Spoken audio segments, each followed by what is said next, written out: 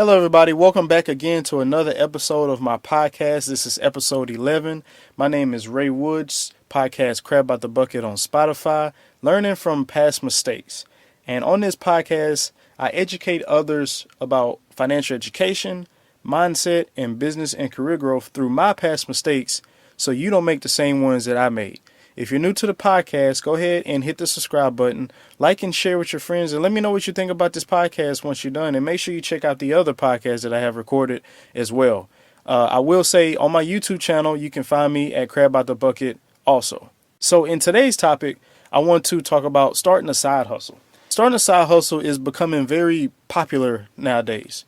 Everybody wants to try something, want to try the next big thing, or they jump on the bandwagon of something that's just popping and going crazy. And I want to use an example of how everybody jumps on quote unquote the bandwagon when it comes to something that don't even have to be a side hustle. Something like TikTok, or maybe you want to make a YouTube channel, something like that. So I want to give you a quick story on how I was introduced to entrepreneurship. And it's very quick. I won't get into detail, but it really started with the book Rich Dad Poor Dad. And when I read that book by Robert Kiyosaki, also I want to shout out to Robert Kiyosaki. His podcast channel is Rich Dad Radio. So you can go up to that on richdadradio.com or go up to YouTube and type in Rich Dad Radio and he should pop up there. So my quick story with that is when I read the book Rich Dad Poor Dad, it definitely changed my mindset to understand that I feel like I've been living my life a lie pretty much. When I read that book and I opened it, it was definitely the path on me taking the red pill, I should say, for an analogy, taking a red pill. I've been living in a life of a blue pill without even knowing it. And when I read that book, it actually opened my eyes up to a whole different world of entrepreneurship. And not only did it open my eyes up to so many different ways and creative ways to make money or to start a business, but it actually opened up to how this country was made. This country was made through a capitalist approach. And this book opened me up to those different ideas. It actually put me in a mindset to be able to meet and have connections with individuals who have businesses, who have been in business for 20 years, who have not only been successful in corporate America, but who have also been successful with their own business, real teachers, as Robert Kiyosaki would like to say, and not the fake teachers that think that being in school and learning everything in school is the 100% way to get in to be successful in life. And that's could be farther from the truth. So aside from the story, I started trying everything. I tried internet marketing.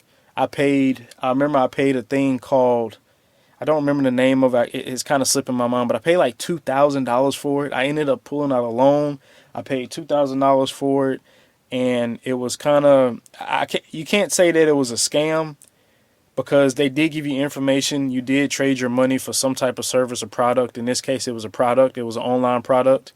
And this was really before online marketing courses were really big. And this was called Digital Altitude. And on my YouTube channel, I actually made a video about Digital Altitude on Crab Out the Bucket. So I paid $2,000. Nobody definitely don't do what I did. Pull a $2,000 loan to start a course. I would rather use cash to do that. And then I ended up jumping into network marketing. I ended up joining a travel company. That travel company is still a great travel company. I don't sell anymore for that. I pay like $100 to get into that with a small monthly fee. And, I actually build a pretty good team in my network marketing in the travel club. And I had a team of like 12 people. And eventually people didn't have the same mindset as me. And I don't blame them for that. I should have kept going and I didn't. I also started doing real estate wholesaling. I ended up pulling a credit card and I used a credit card to pay for a dinner with people I've never met. And these individuals were making multiple 6 figures, even 7 figures in real estate and in business. And that one dinner and that one sacrifice that, again, I wouldn't recommend nobody using debt to do that.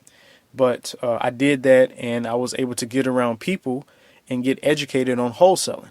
So I ended up being out in the field at one time when I was unemployed.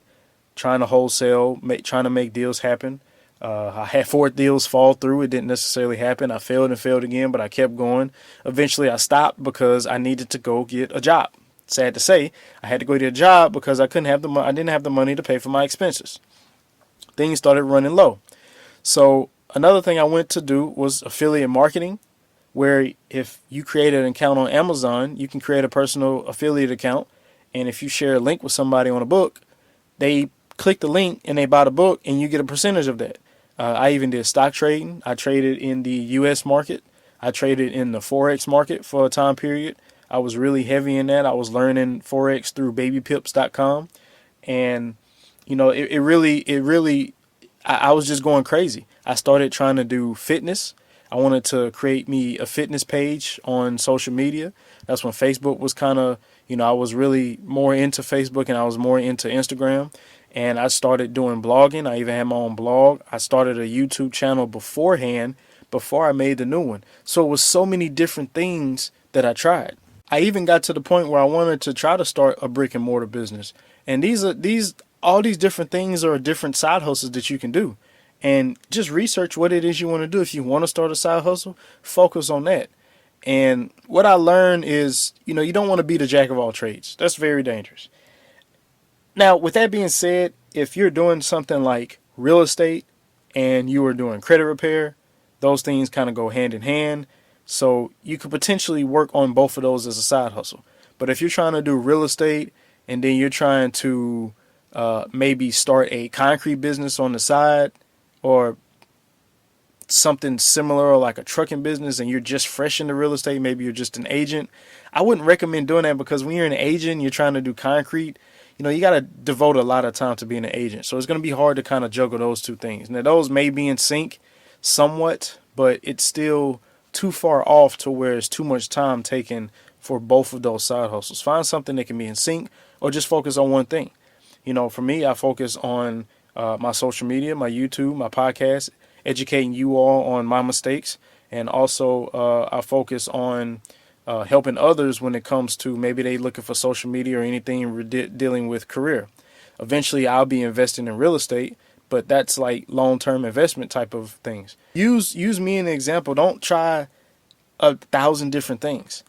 And I would say if you do want to try that, make sure you do it quick, because Gary Vaynerchuk talks about this as well. He says that you don't know what you want to do because you haven't tried enough things. And that's true to an extent.